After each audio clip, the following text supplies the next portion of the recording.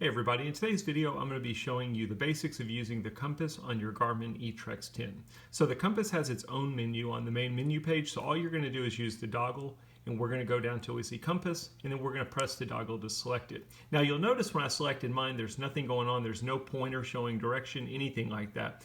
The reason that is like that is because you have to be navigating in order for the compass to be activated.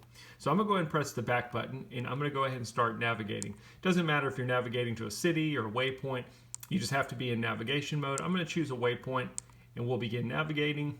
Now if I press the back button and I go back to my compass, we should see some pointer information, which we do. You're always going to see the compass in this bottom section of the screen. This top section is called your dashboard. You can see I've got my sunset information, elevation information, my trip odometer. If you want to change that while you're in the compass, you can press the menu button, you can choose change dashboard, and you can choose a different dashboard.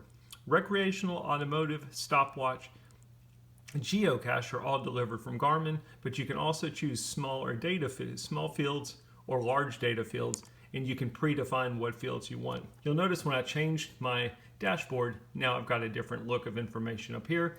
If I want to change the fields that are available, I can press menu and I can do change data fields. Now again, this is only available if you've got the large or small data fields showing. If you're using one of the delivered dashboards from Garmin, you can't change those. But if I don't want to have ETA a destination, you can choose any one of them, change it to whatever you would like. Once you've got it set the way you want, you can simply press the back button, and now you're in your compass ready to begin navigation. If you press the menu button, you've got a couple other options in here aside from changing your dashboard or your data fields. You can set up your heading information, so if you just arrow down to that, press the toggle. You can choose if you want your display to be in letters, degrees, mils. You can change your north reference from magnetic to true, grid, or user-defined. And then you can change your bearing line between bearing or course, whatever your preference is. Simply press the back button once you're done, and those are your options available for the compass. The one thing I will say with the compass, it's a little bit different. This is a little bit older technology on the eTrex 10. If you've got one of the newer compasses, you can usually move it around and the compass will move with you.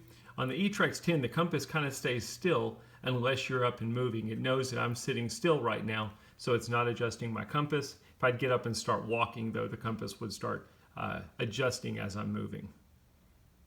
I hope that helps. If you've got any questions, post them in the comments. Be happy to help you out. Thanks for watching.